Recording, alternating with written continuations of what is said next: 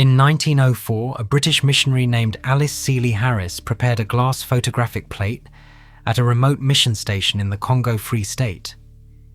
In front of her sat a man named Nsala. He was staring at the remains of his 5-year-old daughter, killed after his village failed to deliver enough wild rubber to the agents of a private company. Harris opened the shutter. The resulting photograph travelled far beyond the forest.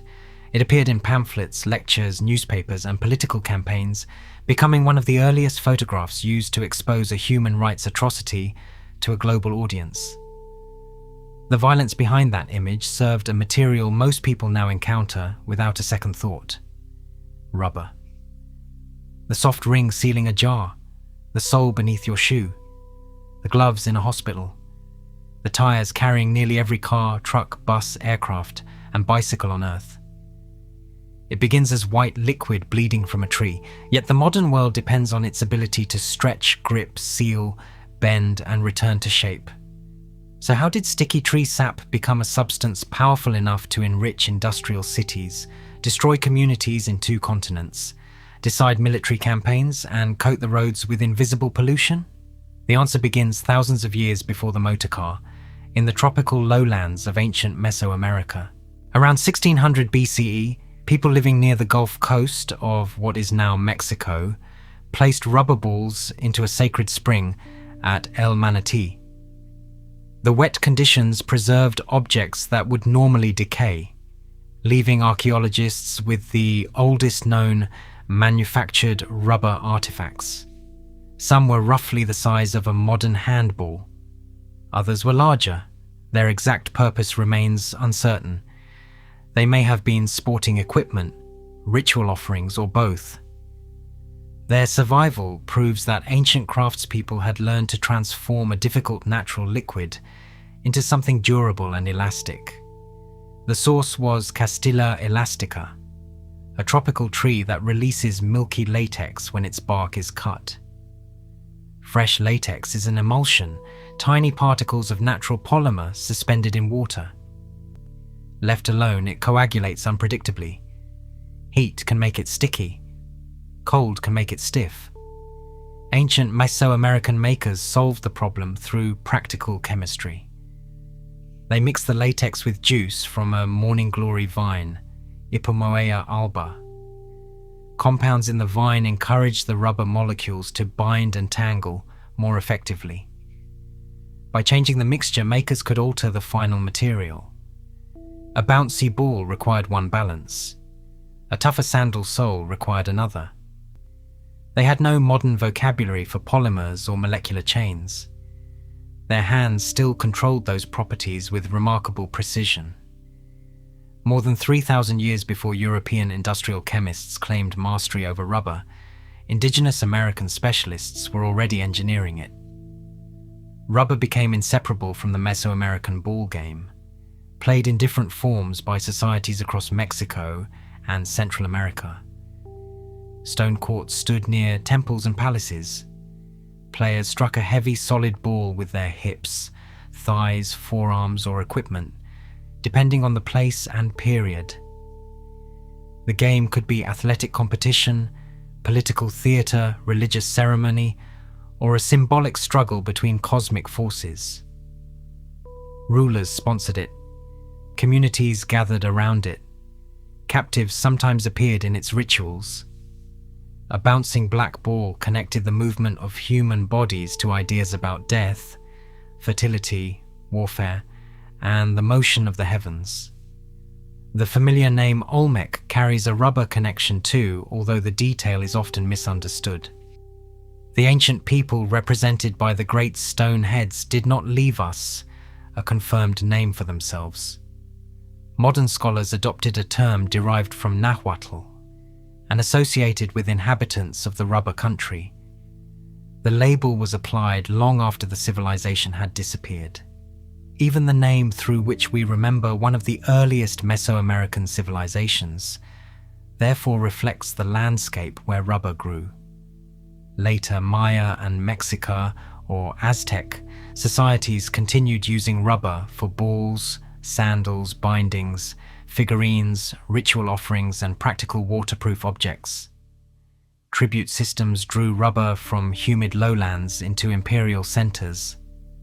Bundles of raw material and finished balls traveled along roads towards cities built far from the trees. Rubber already linked ecology to political power. Whoever controlled the producing regions could turn forest knowledge into tribute. When Spaniards arrived in the Americas, the bounce startled them. European balls made from leather, cloth, hair, or inflated animal bladders behaved differently. Chroniclers described indigenous players keeping a solid ball in motion with astonishing force. Europeans also encountered waterproof cloaks, shoes, and containers made with latex. Here was a material that seemed to reject water and recover after deformation, qualities European craftspeople could observe but could not yet reproduce reliably. Samples crossed the Atlantic as curiosities. For centuries, rubber remained an exotic substance rather than a foundation of industry. In 1745, the French explorer and scientist Charles-Marie de la Condamine reported indigenous uses of latex in South America. Europeans experimented with it as an eraser. In 1770, Joseph Priestley noted that the material could rub pencil marks from paper. The English word rubber grew from that humble trick. A substance that had carried ritual meaning and technical knowledge across ancient America received a new European identity because it cleaned graphite from a page. The Industrial Revolution gave rubber a larger opportunity. Factories, mines, ships, and expanding cities needed waterproof fabric, flexible tubing, belts, seals, and protective clothing. In 1823, Charles Mackintosh developed a successful method of laminating rubber, dissolved in naphtha, between layers of cloth. His name became attached to the raincoat. Other inventors rolled, pressed, cut, and dissolved rubber into shoes, hoses, life preservers, and medical devices. Then summer arrived. Early rubber goods softened in heat, became foul-smelling, and sometimes collapsed into sticky masses. Winter made them rigid and brittle, warehouses filled with returned products. The first commercial rubber fever rose quickly and crashed just as quickly.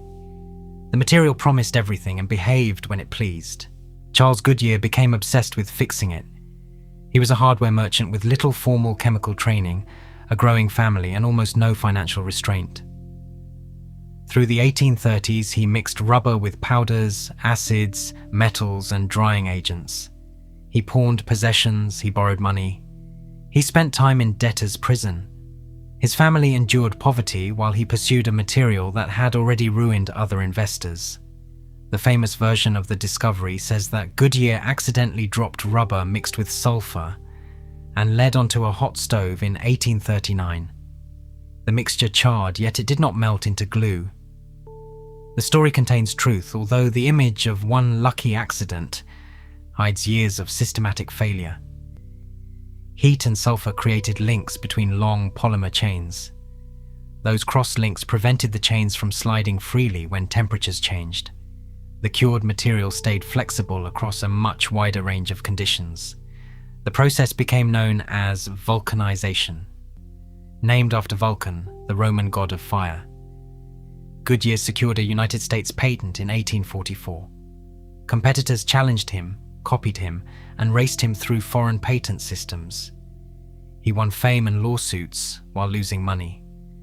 When he died in 1860, he remained deeply in debt. The Tyre company, later carrying his name, was founded decades after his death and had no direct connection to him. Vulcanization changed the scale of possibility. Rubber could survive an engine room, a cold street, or a hot factory floor. Manufacturers turned it into belts that transferred power between machines, gaskets that held pressure, insulation that protected telegraph cables, and hoses that moved water and chemicals. Rubber entered the nervous system of industrial civilization. It flexed where metal would crack and sealed where wood or leather would leak. One invention transformed demand beyond anything Goodyear had seen: the pneumatic tyre. Robert William Thompson patented an air-filled tyre in Britain in 1845, but the roads and vehicle market were not ready. In the late 1880s, John Boyd Dunlop developed another practical pneumatic tyre for a bicycle. The timing was perfect. Bicycles were becoming a mass obsession.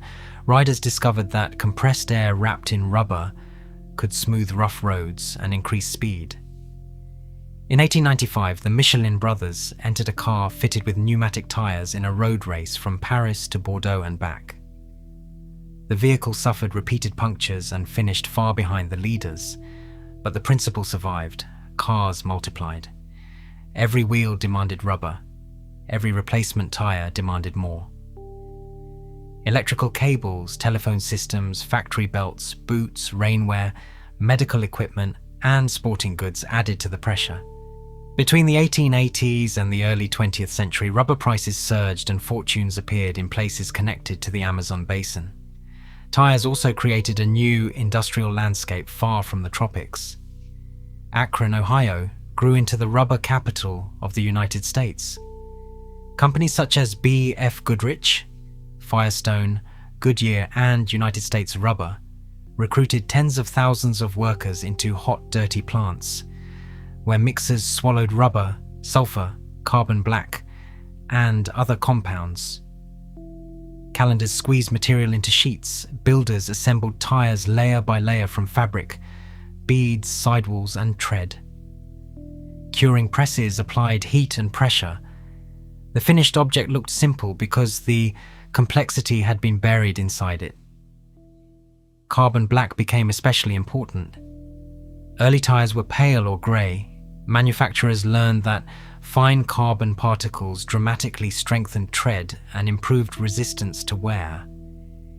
The black tyre became universal. The colour now associated with rubber roads was an engineered choice, one that helped tyres survive the punishment of heavier, faster vehicles. Factory work brought another struggle over control.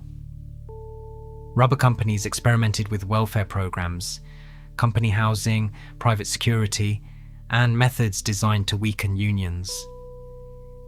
Workers face fumes, dust, heat, irregular schedules, and dangerous machinery. In 1913, Industrial Workers of the World organizers helped lead a major strike in Akron. The strike failed to transform the industry immediately, but it exposed the labor beneath the new culture of effortless mobility. A driver experienced freedom, a tapper and a factory worker experienced quotas, shifts, heat, and debt. The city of Manaus became the theater of the boom. Hundreds of kilometers from the Atlantic, merchants built mansions, imported European furniture, paved streets, and opened an opera house crowned by a brilliant tiled dome.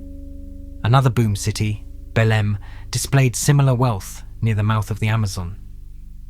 Rubber barons sent laundry to Europe and served imported luxuries, while laborers entered the forest for months at a time. The trees did not grow in orderly plantations. Hevea brasiliensis was scattered through complex rainforest, a natural defense against pests and disease. Tappers followed long routes from tree to tree, cutting grooves into bark and collecting latex in small cups. They smoked the liquid over fires, slowly building dark balls of crude rubber. The air mixed wood smoke, damp vegetation, sweat, and the sharp smell of latex.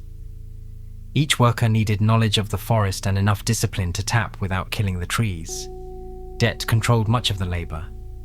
A worker received tools, food, clothing, and transport on credit from a patron. Prices were set against him. The rubber he delivered reduced a debt that could grow through manipulation, illness, or simple survival. Isolation made escape difficult. In many districts, violence enforced the account books. The most infamous Amazon case developed in the Putumayo region, where the borders of Peru, Colombia, and Brazil remained contested. The Peruvian Amazon Company, registered in Britain and controlled by Julio Cesar Arana, extracted rubber through a system of coercion imposed on indigenous communities. Company agents demanded quotas, took hostages, flogged workers, destroyed food supplies, and treated entire populations as disposable labor. Reports reached the outside world through witnesses, journalists, diplomats, and the Anti-Slavery and Aborigines Protection Society. The British government sent Roger Casement to investigate in 1910 and 1911. His testimony and the statements he collected described communities worked to death, displaced and hunted. Parliamentary inquiries followed. Public outrage grew. The investigations produced mountains of paper while the communities under investigation had already suffered catastrophic loss. Here is the first great irony of industrial rubber. A material celebrated for motion trapped the people forced to collect it. Across the Atlantic, the same global demand fed an even larger system of terror. In 1885, European powers recognized King Leopold II of Belgium as sovereign of the Congo Free State, a territory he controlled personally rather than as an ordinary Belgian colony. Leopold presented his project through the language of humanitarianism, commerce, and civilization. His agents first pursued ivory. The rubber boom offered far greater returns. Congo rubber often came from wild vines rather than neat plantations. Villages received quotas. Men were pushed into forests for days or weeks, leaving fewer people to plant crops, fish, repair homes, and care for families. Armed sentries enforced delivery. Women and children could be held hostage. The shikot, a whip made from hippopotamus hide, turned punishment into routine administration. Soldiers were expected to account for ammunition, and severed hands became associated with that accounting system and with terror far beyond it. The exact death toll remains disputed because no reliable census existed before the regime, and because violence interacted with hunger, displacement, falling birth rates, and epidemic disease. The population collapse was enormous. Reducing it to one confident number would create a certainty the evidence cannot support. The structure of exploitation is clear. Concession companies and state agents converted rubber quotas into revenue through organized coercion. Then came the camera. Missionaries Alice Seeley Harris and her husband John photographed survivors, injuries, prisoners, and forced labor. On May 15, 1904, Alice made the image of Nsala at Baringa. Lantern slide versions traveled through meeting halls in Europe and the United States. Edmund Dean Morrill analyzed shipping records and argued that ships carried valuable rubber and ivory out of the Congo while weapons and ammunition went in. Roger Casement's official report added diplomatic weight. Together, activists created one of the first international human rights campaigns built through mass media. Public pressure eventually forced Leopold to surrender personal control of the territory to the Belgian state in 1908. Colonial rule continued, and forced labor did not vanish with one transfer of administration. Yet the Congo campaign demonstrated that photographs, statistics, shipping data, witness testimony, and organized publicity could challenge an empire's preferred story about itself. Rubber had helped create a modern human rights movement because its abuses were tied to a modern consumer market.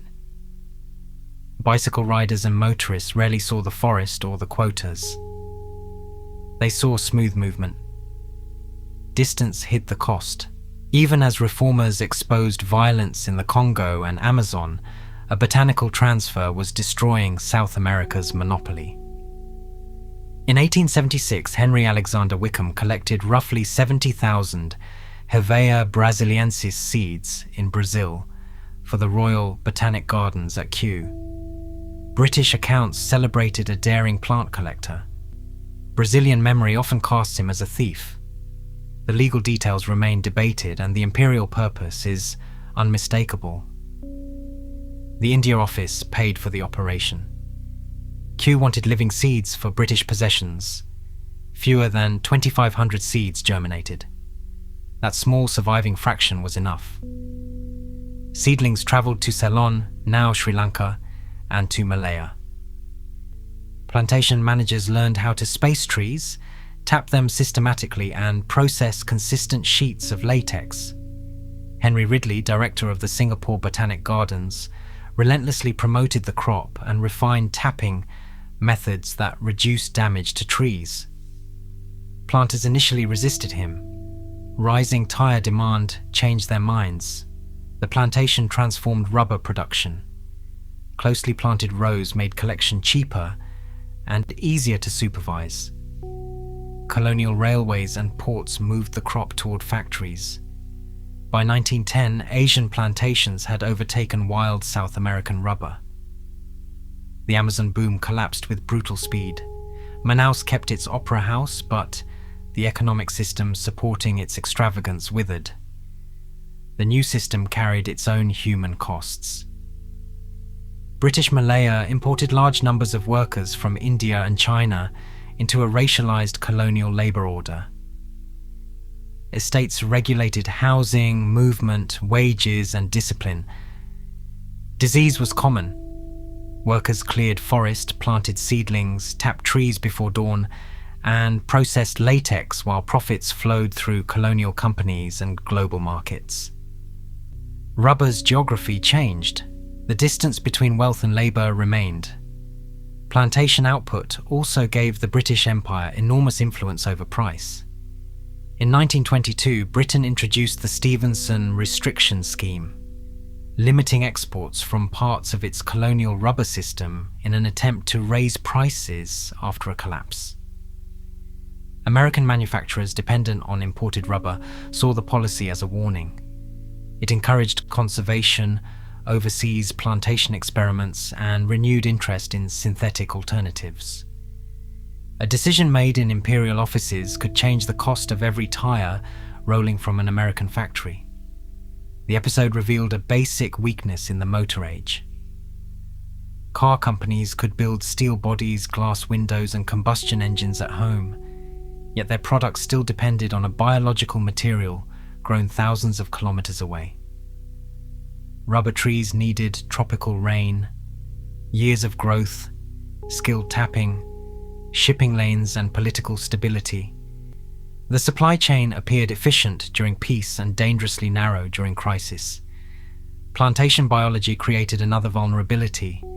Dense stands of genetically similar trees could be efficient and fragile. South American leaf blight helped prevent large, heavier plantations from succeeding in the tree's native region. Asia initially escaped that disease, allowing production to concentrate. A commodity once dispersed through a rainforest now depended on vast managed landscapes and a narrow genetic base. Henry Ford tried to reverse the shift. In 1927, his company secured an enormous concession in the Brazilian Amazon and built Fordlandia, a planned industrial town intended to supply rubber for automobile tires. Workers encountered American-style houses, cafeterias, time clocks, and rules imposed in a tropical forest. Managers attempted to recreate Midwestern order while misunderstanding local ecology and culture. Crowded rubber trees invited pests and disease. Labor conflict erupted. The plantation failed to deliver the independence Ford wanted. Water towers and factory ruins remained as monuments to the belief that industrial discipline could command any landscape. Rubber also became a strategic weapon. Armies moved on tires. Aircraft required rubber in tires, hoses, seals, wiring, life rafts, and fuel systems. A tank used roughly a ton of rubber. A battleship could require about 75 tons. By the late 1930s, the United States consumed around half of the world's natural rubber, most of it arriving from Southeast Asia. The warning had already appeared during the First World War. Blockade cut Germany off from natural rubber, and German chemists produced methyl rubber on an industrial scale. It was expensive and inferior, so factories abandoned it when imports returned. Research continued whenever prices rose or governments feared another blockade. Scientists learned how to polymerize isoprene and butadiene, how to control molecular structure, and how to blend synthetic material with fillers. Progress came in fragments. Peace made the emergency seem distant. War made every fragment valuable. Japan's expansion across Southeast Asia after 1941 cut the United States and its allies off from about 90% of their usual natural rubber supply. American stockpiles amounted to roughly 1 million tons, while annual consumption had been around 600,000 tons. The arithmetic pointed toward crisis. Civilian driving was restricted. Speed limits conserved tyres. Scrap drives gathered old hoses, boots, raincoats, and hot water bottles. Posters asked citizens to surrender rubber for war. Industry, government, and universities entered an extraordinary technical collaboration. Companies shared information from more than 200 patents. Chemists refined a general-purpose synthetic rubber based on butadiene and styrene. Engineers built plants for monomers, polymers, carbon black, and processing. In 1941, American output of general-purpose synthetic rubber stood at only about 231 tons for the year. By 1945, production had reached roughly 70,000 tons per month, with annual capacity near 920,000 tons. 4 years. An entire strategic supply chain created under the pressure of war. The German synthetic rubber story led into a darker place. I.G. Farben planned a huge synthetic rubber and fuel complex near Auschwitz. The SS established Auschwitz III Monowitz to house prisoners forced to work for the project. Prisoners called the camp Buna, after the synthetic material. They endured starvation, disease, beatings, exhausting labor, and selections that sent those deemed unable to work toward death. The factory consumed vast investment and human life. It failed to produce synthetic rubber at the scale its planners imagined before the war ended. Rubber connected battlefields, laboratories, plantations, concentration camps, and civilian kitchens. Its elasticity did nothing to soften the systems built around it. After 1945, synthetic rubber remained embedded in the global economy. Petroleum chemistry produced specialized materials for different jobs. Styrene butadiene rubber for tire treads, butyl rubber for inner liners, nitrile rubber for oil-resistant seals and gloves, silicone elastomers for heat and medical uses. Natural rubber survived because biology still produces a remarkable combination of resilience, strength, heat management, and resistance to fatigue. Heavy truck, aircraft, and high-performance tires continue to depend on it. The post-war spread of rubber reached almost every room and profession. Refrigerators used flexible seals. Washing machines relied on hoses and belts. Hospitals consumed gloves, tubing, stoppers, masks, and elastic components. Condoms made from thin latex became central to contraception and disease prevention. Rubber protected electrical workers, cushioned buildings against vibration, sealed spacecraft, and allowed athletes to run on resilient soles. Many of these objects became visible only when they failed. A tiny gasket could stop a machine worth millions. A damaged seal could turn pressure into catastrophe. Natural latex also brought medical complications. Some workers and patients developed serious allergies to latex proteins, especially as glove use expanded. Manufacturers adopted powder-free processes and alternative materials for many applications. The episode was another reminder that rubber describes a family of materials and supply chains, rather than one interchangeable substance. Natural latex, vulcanized tire rubber, nitrile gloves, silicone seals, and synthetic elastomers solve different problems through different chemistry. Most natural rubber now comes from millions of trees tapped across Southeast Asia, especially Thailand and Indonesia, with production also expanding in countries such as Côte d'Ivoire. Smallholders play a major role. They cut thin channels into bark during the cool hours, collect latex and sell into supply chains exposed to volatile prices. When prices remain low, farmers replace rubber with other crops or neglect old trees. When demand rises, new trees take years to mature. Supply cannot respond instantly. The International Rubber Study Group projected natural rubber demand of about 15.7 million tons in 2025, rising towards 17.9 million tons by 2032. Tires dominate consumption, electric vehicles still require them, and their greater weight and immediate torque can increase wear depending on design and driving conditions. The energy source may change while the contact point with the road remains rubber. That contact creates the modern curveball. A tyre slowly erases itself as it moves. Friction releases particles containing natural and synthetic rubber, carbon black, metals, hydrocarbons, and additives. The United States Environmental Protection Agency reports that one tyre can shed roughly 2 to 14 pounds of material from initial use to disposal. Some particles settle beside roads, others enter storm drains, rivers, soil, and air. Researchers increasingly classify tyre wear as a major and difficult form of microplastic pollution. Recycling presents a chemical challenge created by rubber's greatest industrial advantage. Vulcanization links polymer chains so effectively that finished rubber cannot simply be melted and reshaped like many plastics.